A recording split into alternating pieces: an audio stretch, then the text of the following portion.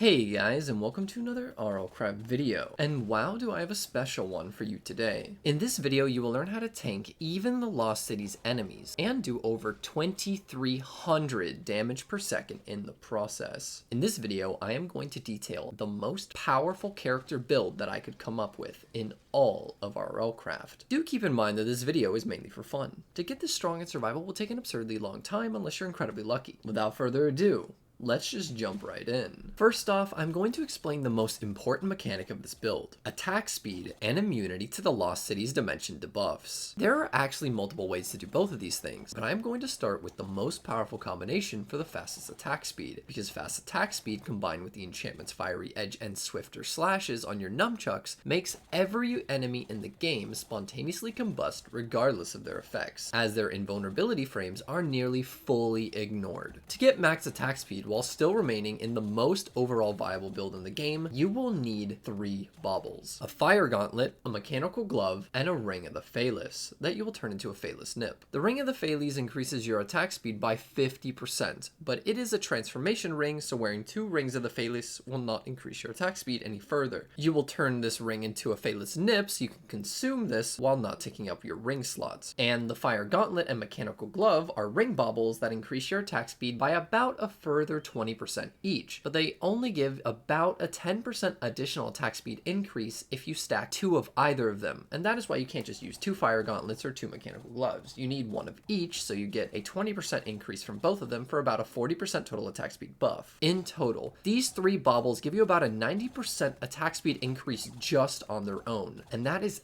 absolutely ludicrous. But let's go further. You will then want to put violent quality on all 8 of your baubles, including the Ankh shield for an additional 64% attack speed. In total, you will have 154% attack speed increase. That is arguably overkill, sure, but it's worth it. With this information though, what is arguably the biggest takeaway? Well, what this tells you is that even without a Phalis nip, fire gauntlet, or mechanical glove, which are hard to acquire, you can still get an absurd 64% attack speed increase just by reforging all your baubles for the violent secondary quality. If you hate the Lost Cities and have bad luck finding mimics, absurd attack speed is still available to you. For the purpose of this video though, I'm going to go all the way. With attack speed covered, let's talk immunity now, so you can actually use this build in the Lost Cities dimension with ease. There are 2 ways to do this: an antidote vessel bauble or a full set of silver armor. With an antidote vessel, all debuffs in the Lost Cities dimension, and well, just about all the debuffs in the game, will be severely weakened by the bauble. Call of the Hive, viral, and vulnerability will still be annoying, but at least they will be overall manageable while still being able to wear the armor you love. The strongest protection-wise armor in the game being golem armor, which you get by placing crafting runes in a rune reader and making the armor. If you don't want to deal with the fear effect messing with your right-click actions and are confident you can avoid damage almost entirely though, you can wear silver armor for full 100% immunity to all Lost Cities debuffs. Silver armor also gives you an absurdly strong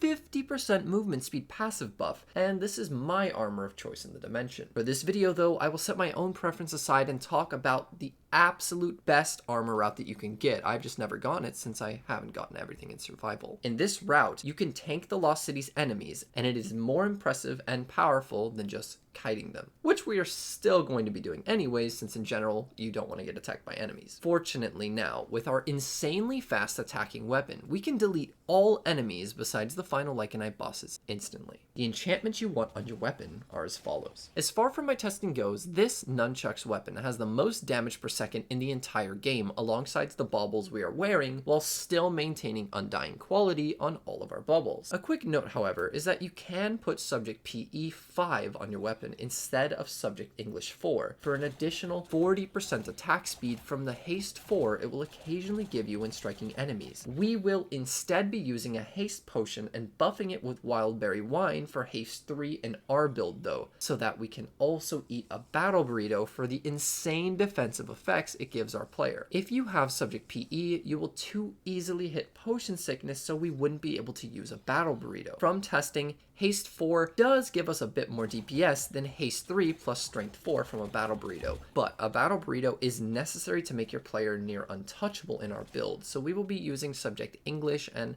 a haste potion instead of subject PE. To better understand why a battle burrito is so strong, you need to understand that the Lost City's enemies will decimate your armor if you're not careful. The battle burrito gives you extra absorption hearts via an absorption effect, so those hearts will take damage instead of the hearts your armor is protecting. This makes your already high durability golem armor feel fairly tanky. If that wasn't enough, the wine in our build extends our battle burrito's potion effects by 30 plus seconds as long as the wine has decent quality. Moreover, every time our wine extends our battle burrito's absorption effect, the absorption hearts get fully reset, giving us that wonderful armor protection all over again. As long as you keep consuming wine when your absorption hearts are depleted, the advanced mending in your armor will repair your armor faster than it takes damage, considering how fast you will be defeating enemies. Alongside the insane regeneration, rejuvenation, and resistance buffs that the battle burrito gives your player that can be increased to level 3 via wildberry wine, you will feel nearly invincible. Rejuvenation will allow you to heal yourself up over time fast already, but alongside lifesteal on your weapon, you can fully heal yourself with a single attack on an enemy, with your armor being protected more via absorption and your player having infinite healing and resistance 3, the battle burrito perfectly fills the role of our ultimate defensive weapon. Now for reforging stats on your baubles. I already mentioned that you want violent quality, but you can also make some baubles menacing quality, which will add a bit more damage for the first second your weapon is attacking enemies, which is often all you're going to need. However, violent quality makes your weapon go burr better, and it gives more room for error should you miss an attack or two sometimes, so I recommend all violent quality reforged stats, and that is what we're going to be using in our build for the video. You can also go hardy secondary quality for some more hearts, but in this build I don't recommend it, as the Lost City's enemies either do no damage because of parry or evasion proccing, or the enemies are low tier, or the enemies will do too much damage if they are of elite tier, such as an assimilated ender dragon. Because of this, having more hearts actually isn't nearly as important as having the damage to defeat the mobs faster. And when you're flying, you can completely avoid being hit in the first place. One extra heart container just isn't as useful as 8% attack speed in our build. Undying quality, on the other hand, as a main bauble stat reforge, is still amazing and what I recommend for the damage reduction effect it gives your player, just so that you can actually tank a hit if you unfortunately do get hit. TLDR, undying main quality, and violent secondary quality on all your baubles. At least that's what I have on my baubles in the footage that you're seeing. As for which baubles you should be wearing, this is the combination I have been using for complete absurdness. Broken Heart for get out of jail free card, which can be found in battle towers and most dungeons. This bauble is the most flexible in the build, but I really like it. The Stone of Greater Inertia for a ludicrous 100% movement speed buff, which can be found as a rare drop from Infernal mobs, which have a 0.1% chance of spawning from any enemy. The Wrath Pendant for infinite Sinful 4 and extra damage, which drops from Amalgalich. Mechanical Glove and Fire Gauntlet for attack speed and damage, which can be dropped by Mimics. The Poison Stone for damage that pairs well with Envenomed and Viper on your weapon. And you craft this bauble fairly simply. The Ankh Shield in your offhand, which makes you immune to just about everything. This bauble is crafted as well, but its recipe is a bit more difficult. And lastly, the Antidote Vessel, which will severely weaken the few remaining nasty debuffs that the Ankh Shield does not make you immune to, most notably the Lost Cities Dimension ones. This bauble is also dropped from Mimics. If you want a budget version for which baubles to equip, you can use these baubles instead for a similar but not quite as overpowered results. The most notable bauble is the Arcing Orb for the 20% movement speed and the paralyzing dodge it grants your player. But if you want to choose a combination of baubles yourself, I made this quick little tier list, and you can use this as a reference to see which baubles I think right now are higher or lower tier. But do keep in mind that I made this list like really quickly. As for your armor, these are the enchantments you will want on it.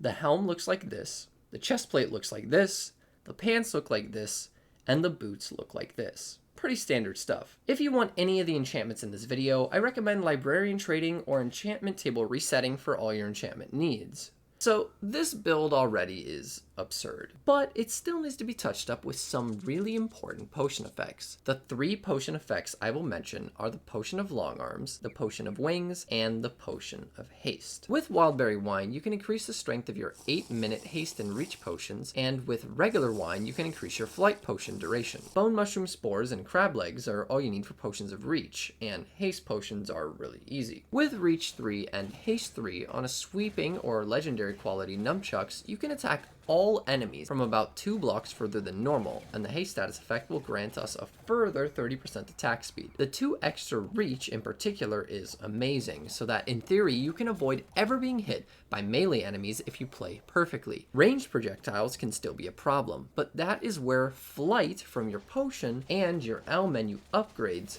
come in handy. With a potion of wings, you can dodge literally anything. Maps to flower forest biomes where pixies can be found can be obtained from cartographer, villager trading, and with these potions, you will have very little to worry about. As for your L menu upgrades, maxing out your random crits, melee damage, and iron skin will help you directly in combat. But even more importantly, maxing your stealth will allow for safe disengagements from all enemies besides assimilated endermen and the final Lycanite bosses. Now, onto our final, kind of tying up loose ends section. You may have notice how our character isn't wearing a dragon's eye bauble, which may be considered crazy to some since fire resistance, night vision, and immunity to hyperthermia is very nice. At the end of the endgame though, fire resistance and night vision are not actually super important, and those buffs take up 2 of our incredibly important 12 of potion effect slots. Golem armor already gives your player repulsion and diamond skin, and your weapon has luck magnification on it. And when in combat in this build, with your sinful pendant and battle burrito, you will already be at 8 potion effects. With the flight, haste, reach, and inebriation potion effect from wine, putting you exactly at 12, we are out of room in our build. The Dragon's Eye would put us at 14 effects, instantly triggering potion sickness when in combat. In our build already, we take so little damage from things that fire damage is no problem at all anyways. Night vision will be missed, but we'll get over it. Our build does have one really big problem concerning the 2.9.2 hardcore config though. On the current hardcore config, you can only have 8 active potion effects before potion sickness starts kicking in. Thanks, Shavaxi. Because of this, on that config, the battle burrito will have to be cut from our build, which is unfortunate on the topic of defense and a bit of damage via strength 4, but not the end of the world. The battle burrito is overkill in the first place, as we already can just left click spam all melee enemies and kite all range ones. If you do want to fight some enemies from range, you can use a bow similar to this one, but it is not the main focus of our build, and you will be fine with just the nunchucks. With that, I am going to wrap up. Now, I do know your character will need to consume a lot of food and drink while attacking at such lightning speeds, but going into dungeons or the Lost Cities dimension with a stack of beef and some golden carrot juice or a dragon's canteen should be more than enough. You can also make a whale farm by like fishing all the fish out of an area and then just fishing whales from other ocean chunks and placing them in that little farm. But it takes a while to get a lot of meat that way, but whale meat will give you the most saturation and hunger back. The Lost Cities dimension in particular is certainly tough, but in this build I have not had any problems dying. The undershirt ability has procced a few times, but my golem armor has never broken, and even my broken heart bubble has yet to proc. You truly defeat enemies way too fast for things to be much of a concern as long as you are paying attention to your surroundings and fleeing if things look too dangerous, such as being surrounded by 4 assimilated ender dragons, etc. All in all though, it is clear to see how difficult and time consuming it would be to get all this stuff in survival, so don't be afraid to give it a try yourself first in creative mode and see how it feels to be practically invincible. Anyways, I really hope you enjoyed this video. Good luck out there, gamer. Have a wonderful day, and thank you so much for watching. Bye-bye.